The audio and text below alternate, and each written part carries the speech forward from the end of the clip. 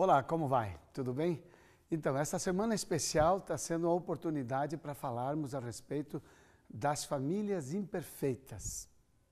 A família humana, temos percebido, temos estudado, temos analisado, a família humana é imperfeita, porque ela é composta por pessoas imperfeitas. O ponto-chave para nós aqui não é mostrarmos uma mensagem de desânimo, de desistência, mas ao contrário, fazermos parar e pensar que às vezes a gente está desanimado por alguma coisa que acontece na nossa casa e temos que lembrar ou talvez conhecer que ela é uma coisa comum das famílias humanas, é comum aos seres humanos. E hoje eu gostaria de tratar deste assunto que para mim tem sido assim um verdadeiro desafio, esta realidade, o fruto da imperfeição. O fruto da imperfeição é o que nós não queremos. Na verdade, não queremos mesmo. Quando a gente faz uma opção por algo que não é próprio, que não é certo, mas movidos pelo nosso impulso, no momento em que o impulso dita a ação, nós não temos consciência das consequências dos resultados. E nós agimos, muitas vezes agimos movidos pelos nossos impulsos. Quando as consequências vêm, elas nos chocam, nos assustam, nos abatem. E uma das coisas muito comuns que nós não queremos é assumir que fizemos conscientemente. Quando nós não queremos assumir, tem uma coisa que nós fazemos. Nós achamos um culpado, achamos uma razão. Às vezes não é uma pessoa, mas é uma circunstância. É muito comum a gente justificar falhas achando explicações fora da gente. Isso é natural do ser humano.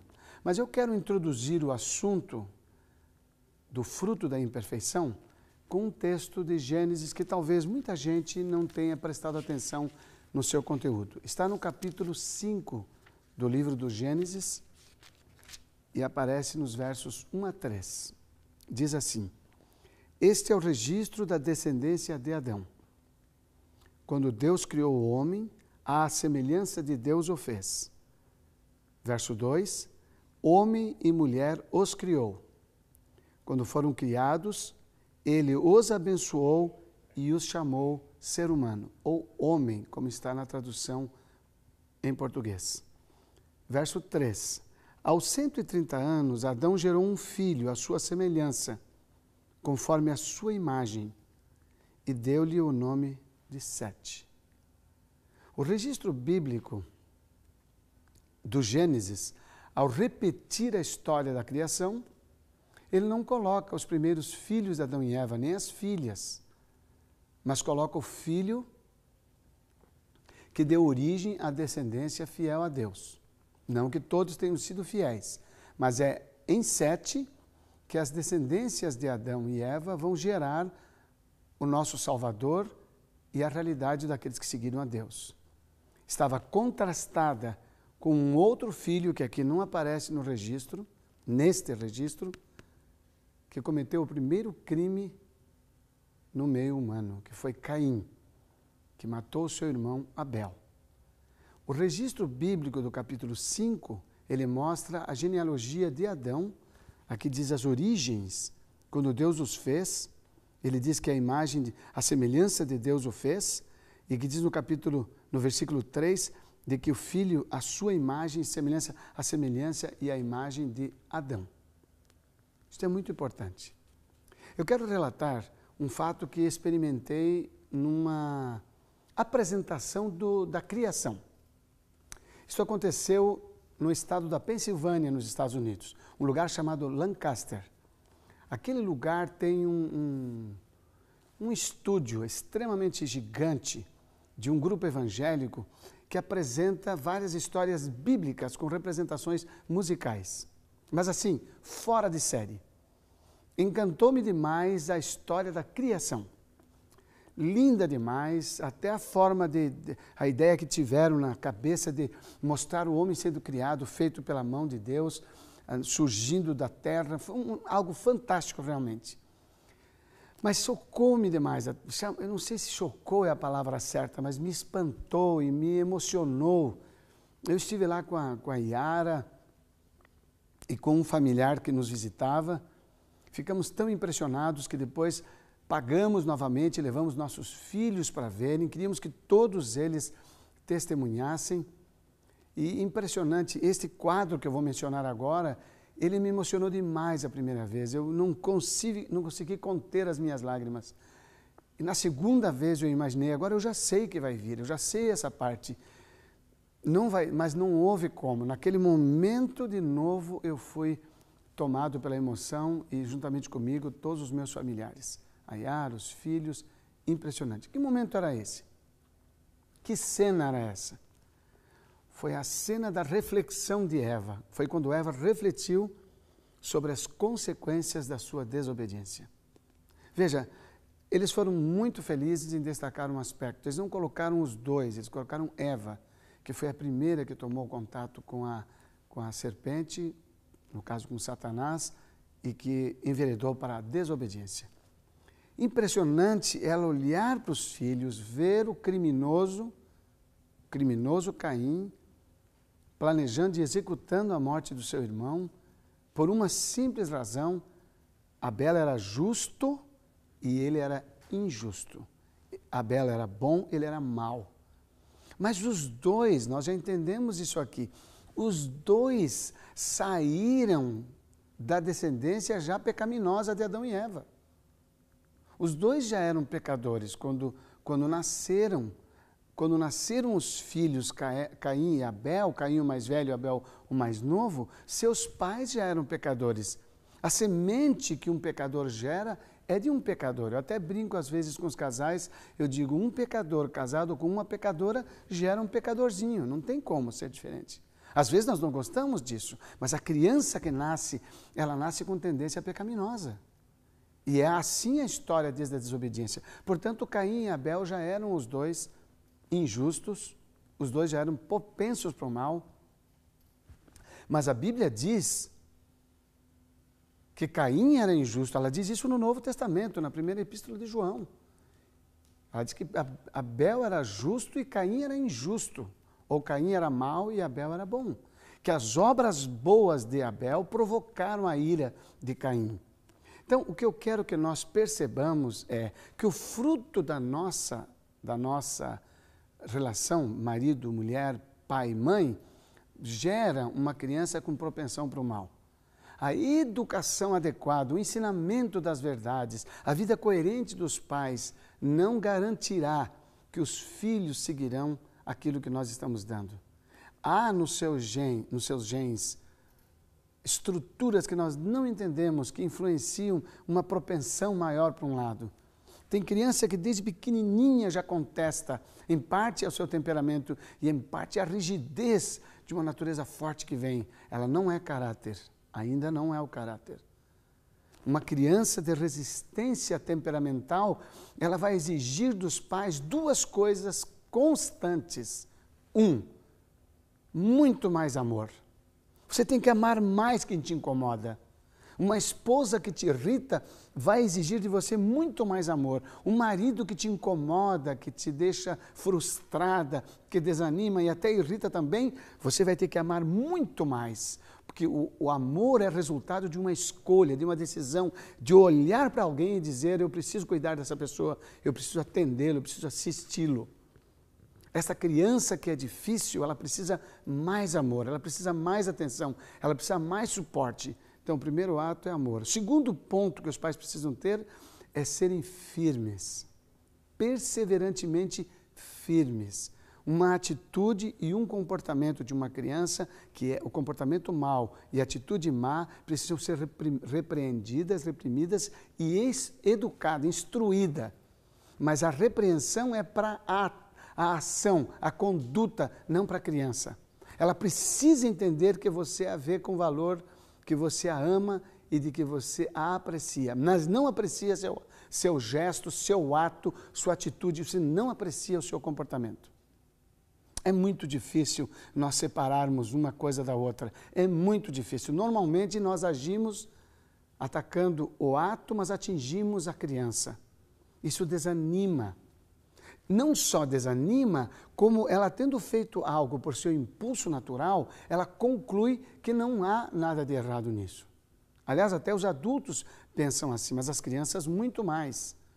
Então eu gostaria que nós parássemos para refletir num detalhe importante desse texto que não se percebe, não se nota à primeira leitura. E eu gostaria de chamar a atenção. Veja, no capítulo 1 do Gênesis, no versículo 27, a Bíblia diz: criou Deus o homem à sua imagem, a imagem de Deus o criou, homem e mulher os criou. No verso 26 ele tinha dito: façamos o homem à nossa imagem conforme a nossa semelhança. No capítulo 5, porém, depois da desobediência, o relato sagrado diz assim: este é o registro da descendência de Adão, Gênesis 5, verso 1. Quando Deus criou o homem, à semelhança de Deus o fez. Homem e mulher os criou. Quando foram criados, ele os abençoou e os chamou ser humano ou homem. Veja que neste texto só é mencionada a semelhança com Deus. Ou seja, nós preservamos depois do pecado a capacidade de pensar, escolher e agir como Deus é. Nós somos seres morais. O verso 3, porém, diz assim: aos 130 anos Adão gerou um filho. Agora vejam o detalhe a Bíblia descrever o filho de Adão. A Bíblia diz assim: Adão gerou um filho, à sua semelhança, conforme a sua imagem. O caráter de Adão natural era pecaminoso. A tendência da criança natural era pecaminosa. A sua criança tem uma tendência pecaminosa. Você, embora adulto e cheio de instruções, cheio de experiências ruins, cheio de lições que você já aprendeu, ainda a sua tendência é ruim. A conversão a Jesus Cristo, a conversão do pecado, a vitória do Evangelho na nossa vida não elimina a nossa tendência pecaminosa ou as nossas tendências individuais, tendências pessoais. Não elimina a tendência, presta atenção nisso, não elimina a tendência. Por isso, quando eu olho para alguém na minha casa, eu não posso olhar para o mal que ele fez. Eu preciso olhar para a pessoa que ele é. Mas, na verdade, a pergunta é: que pessoa ele é para mim? Que pessoa ela é para mim? Ela esposa, ele marido, ele filho, ela filha, ele pai, ela mãe. Que pessoa é ela para mim? É a pessoa que eu construí dentro de mim. Que pessoa eu construo dentro de mim? Se eu focalizo a minha atenção mais vezes, mais tempo no que me incomoda no outro, é esta visão que eu tenho dela. É esta pessoa que está armazenada dentro de mim. No momento de uma provocação ou de uma necessidade de lidar com uma coisa desagradável, brota de mim a reação àquela pessoa que eu construí dentro de mim. Não estou dizendo se foi real o que ela fez, se não foi real. Isto não é importante nesta avaliação que estou fazendo. Mas é eu querer construir do outro uma imagem positiva na minha mente. Então, como é que eu construo isso? Qual a maneira que eu posso construir isso? Essa é uma grande questão. Se eu preciso isso e o outro me incomoda muito, como é que eu faço para construir isso? Simples. Olhe para o outro o tempo todo vendo coisas boas. Na verdade, procure coisas boas. Porque nós, seres humanos, somos assim. O certo que o outro faz não faz mais que a obrigação. O errado tem que cair matando em cima. Mas a verdade é a inversa. Se eu tenho tendência, se eu fui criado à imagem e semelhança de Adão, e não mais à imagem e semelhança de Deus, eu tenho propensão para o mal. A probabilidade natural dos seres que estão comigo, eu, incluindo a mim, eu, minha esposa, meus filhos, meus pais, as pessoas que vivem comigo nesta família, nesta casa, a propensão natural delas é para o mal. Não é acertarem, é errarem.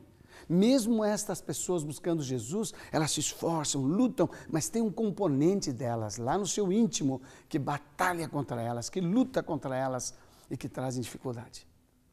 Eu vivi, na verdade, uma das experiências mais lindas no meu ministério de aconselhamento com um casal ateu.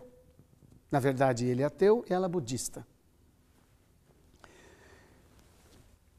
Ele me procurou quando estava com dificuldade no seu relacionamento e a ponto de se separar. Quando eu coloquei as 3 condições para ajudá-lo, eu tenho 3 condições que coloco para todas as pessoas que eu ajudo. 3 condições. Número 1, força de vontade individual.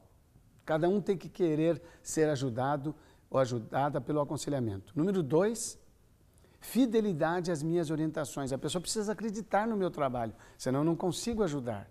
Ela tem que experimentar as recomendações que eu faço, mesmo que ela às vezes não concorde, não conheça, mas ela procurou alguém para orientar, ela deve seguir. Segundo ponto, então, fidelidade às minhas orientações. Ponto número 3, confiança no poder de Deus. Esse rapaz me respondeu. O primeiro e o segundo, tudo bem para mim. O terceiro, impossível. Possível? Por que impossível? Ele disse, porque eu sou ateu. Eu não creio nem na existência de Deus, nem em Deus. Falei, então eu não posso te ajudar. Ele falou, como assim? Falei, não posso te ajudar. Você não pode fazer isso comigo? Ele falou. Ele ficou bravo. Eu tinha um escritório, uma porta comercial aberta para atendimento no período em que fazia o doutorado. Eu estava desligado da organização. Eu tinha uma porta comercial, é verdade. Ele falou, você não pode fazer isso comigo, exigir que eu tema a Deus, que eu creia em Deus, para você me atender. Eu falei, você está certíssimo, eu não posso exigir. E você não pode exigir que eu seja o seu terapeuta, o seu conselheiro, sem esse item, porque as condições do meu trabalho estão vinculadas ao que dá resultado. Ele falou, isso não vai dar certo. Os 2 primeiros eu aceito. Eu falei, então não vai ter negócio entre nós. Aí perguntei para ele, por que você veio aqui? Ele falou, porque eu vi a vida de uma pessoa que eu conheço mudada, e eu consultei a ela, o que aconteceu com ela, ela me contou que estava sendo orientada por você. Então, e você acha que fui eu que fiz a diferença na vida dela? Não, eu dei orientações e esclarecimentos, eu busquei o conhecimento de Deus, eu submeti as orientações da psicologia a um equilíbrio daquilo que Deus diz, e assim eu apresentei a orientação para essa pessoa que você conhece. Então, quando ele disse, olhou para mim, ele falou, e o que você quer dizer com isso? Eu falei, eu quero dizer o seguinte, o componente diferencial que eu ofereci para ela, que se viu essa diferença, ficou com ela. Ela não é mais minha cliente, mas o poder continua, que é o poder de Deus. Mas como é que eu faço? Ele disse. Como é que você faz? Se estuda a Bíblia. A Bíblia? Se ainda do tempo da Bíblia, eu falei, escuta, nós dois temos que ser, porque a Bíblia vem antes de nós. Ela dá origem à nossa existência. Resumindo, este homem aceitou estudar a Bíblia e eu aceitei fazer a terapia com ele. Este homem passou a crer em Deus. Hoje esse homem já é batizado, ele e a esposa, ou seja, 4 ou 5 anos depois desse trabalho de aconselhamento, ele aceitou Jesus como seu Salvador e foi batizado em nome do Pai, do Filho e do Espírito Santo. Mas antes desta experiência de conversão, ele estava no processo de conversão. E um dia eu disse para ele, você não faz referências à sua esposa, você não elogia, você só olha, porque ela era muito crica, ela era muito crítica, ela era muito exigente, a esposa dele. E ele era muito solto, sabe a pessoa solta, largava as roupas em todo lugar, era desorganizado por completo, e ele totalmente descontraído, e ela totalmente tensa. E ele olhava demais esse espírito dela. Falei, não olha para isso, olha a beleza dela, você gosta dela? Gosto. Acha ela bonita? Acho. Fale para ela. Olhe para isso, olhe para as coisas boas. Tem coisas boas que ela faz, ela organiza todas as minhas coisas. Olhe para as coisas que ela faz, então. Preste atenção no que você gosta do que ela faz, porque quando você namorou com ela, foi isso que te chamou a atenção. Volte a prestar atenção nisto. Não use como direito seu ela ser o seu jeito. Ela não é o seu jeito, ela não é a sua imagem. Ela não é a sua imagem. E ele então começou a olhar isso. E um dia ele comprou uma flor para ela. Chegou na casa. A casa, eles eram muito ricos, então o apartamento não tinha como ele chegar e bater a porta. Ele tinha a chave, condomínio fechado, difícil, mas ele bateu a porta. Ela abriu a porta, abriu brava. Deu brava, já deu bronca nele.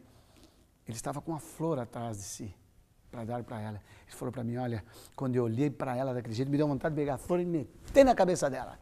Ele estava muito, mas muito bravo. Mas eu tinha dito para ele o que está no texto de Paulo aos Efésios. Me acompanhe, por favor. Em Efésios, no capítulo 6, o apóstolo Paulo fala da realidade que os seres humanos têm que enfrentar na sua vida. No capítulo 6, nos versículos 10 a 12, finalmente, diz o apóstolo Paulo, fortaleçam-se no Senhor e no seu forte poder, ou na força do seu poder, dizem outras traduções. Vistam toda a armadura de Deus para vocês poderem ficar firmes contra as ciladas do diabo. Verso 12. Pois a nossa luta não é contra seres humanos, mas contra os poderes e autoridades das trevas, contra os dominadores deste mundo de trevas, contra as forças espirituais do mal nas regiões celestes.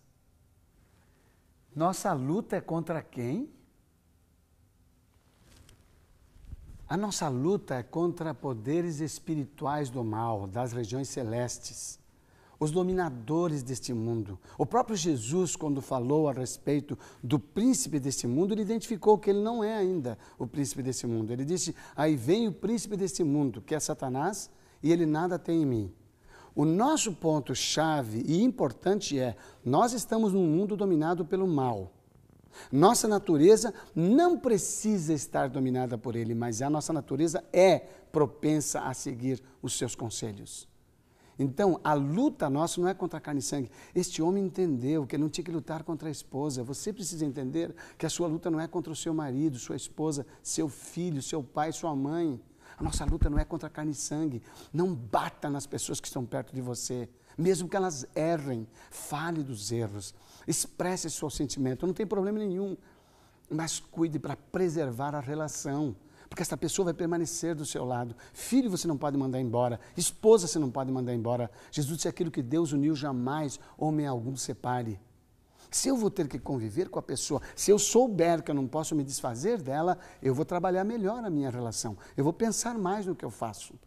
Eu vou trabalhar isso para que possa preservar a nossa relação. Este homem olhou para a mulher, ficou irritado, segurando a flor e pensou, minha luta não é contra ela. É Satanás que eu tenho que pegar. Então ele levantou e falou, aqui é o que eu trouxe para você. Pensam que ela mudou, continuou brava. Falou, põe no vaso. Ele ficou irritado de novo, mas mais controlado na segunda vez. Colocou no vaso. Ela insistiu brigando com ele, reclamando. Ele voltou-se para ela e falou, você não percebeu que eu não quero brigar com você? Quando ele falou nesta calma, neste tom de voz, caiu a ficha. Ela acordou. Expôs para ele o que estava chateada, não era com ele e com a flor, mas um incidente doméstico que tinha passado já. Ele pôde apresentar a sua razão do que fizera. Felizmente, no caso, ela se equivocara por uma informação inadequada da filha pequena de 6 anos. Olha que instrumento Satanás usou, uma criança de 6 anos. Mas o esclarecimento só foi possível porque ele parou para ver, não é contra ela que eu estou lutando. A luta, naquele momento que ele tinha, ele falou para mim, era dentro de mim, ele disse. Era o meu eu querendo a honra daquilo que eu estava fazendo. Como eu trouxe uma flor, como ela me contesta na hora que eu trouxe uma flor? Ele falou, eu descobri que ela não estava sabendo que eu estava trazendo uma flor. E eu não estava sabendo o que a estava perturbando até aquele momento. Eu precisava penetrar nas suas preocupações e ela penetrar nas realidades do que eu tinha feito. Sem uma reflexão controlada por si, independente do outro, não haveria essa condição. Quando ele olhou para ela, ele não a viu como sendo contra si, mas dizendo, há alguém interferindo na nossa relação e ele quer a destruição. Então vejam, no livro do Gênesis, no momento em que Jesus fala com a serpente, no capítulo 3, nos versículos 14 e 15, ele fala com a serpente dizendo que um dia ele iria destruí-la através de uma semente da própria mulher. Mas ele disse, esta semente vai gerar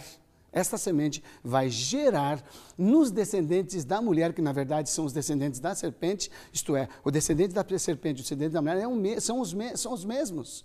Ele disse, colocará inimizade entre ti, serpente, e a mulher, que agora eram amigos. Eva era amiga de Satanás por natureza, e Jesus disse, eu vou colocar uma inimizade entre ti e a mulher, e entre sua descendência, a descendência da serpente e o seu descendente. Só tinha uma pessoa que podia implantar em nós uma inimizade contra Satanás, porque naturalmente somos amigos dele. Então, quando eu ajo dentro da minha casa, mesmo sendo cristão, mesmo sendo batizado, mesmo sendo ungido pelo Espírito Santo, mas quando eu ajo dentro da minha casa, absorto nas minhas inclinações, absorto naquilo que eu sinto e penso no momento que alguma coisa é errada, eu vou manifestar o espírito de Satanás. Nenhuma inimizade há dentro de mim contra o meu impulso. O meu impulso diz, bata nela, eu vou e bato. Fale forte, eu vou e falo. Porque não há inimizade. Eu não estou dividido, eu estou indignado com o que o outro fez e eu saio batendo. Mas quando me dói dentro de mim a divisão de um sentimento, eu não quero sentir isso contra ele, eu não quero sentir isso contra ela, eu não quero sentir isso contra o meu filho. Quando dentro de mim bate esse sentimento e eu me divido, louvado seja Deus, o Espírito Santo está criando essa divisão dentro de mim.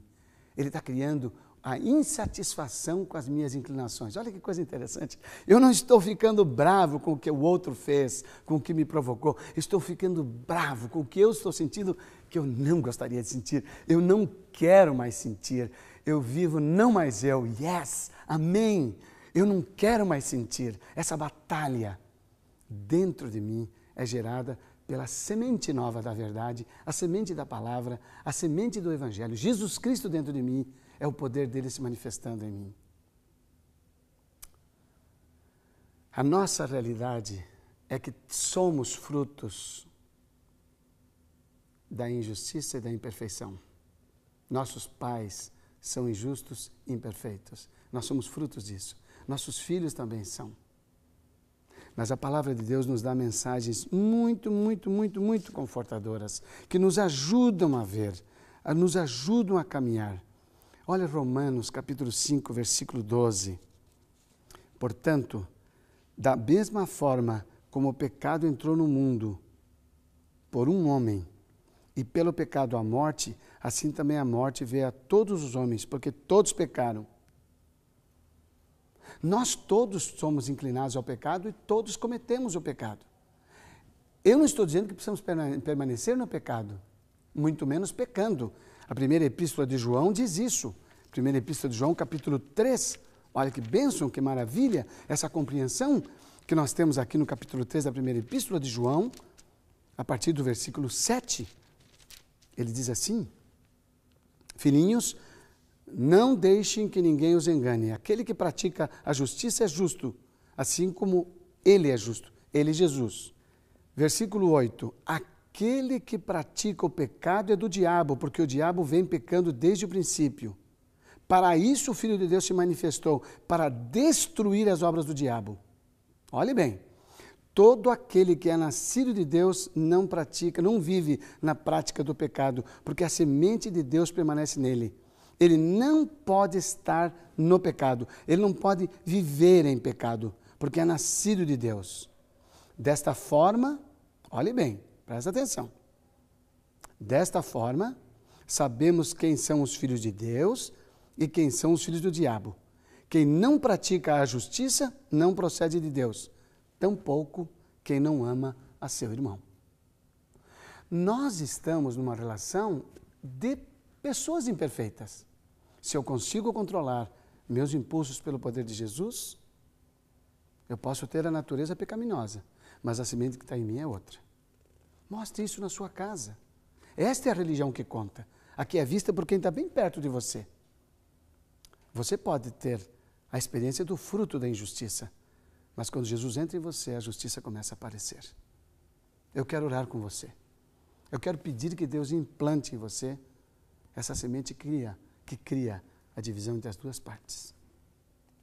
Pai amado, nossa tendência é pecaminosa, mas a nossa nova natureza faz toda a diferença. Ajuda-nos a submeter-nos à semente do Teu Evangelho, ao poder do Espírito Santo, e que essa divisão dentro de nós nos deixe inconformados com a injustiça e dispostos a fazer Tua vontade em nossa casa e com os nossos queridos, pela graça de Jesus. Amém.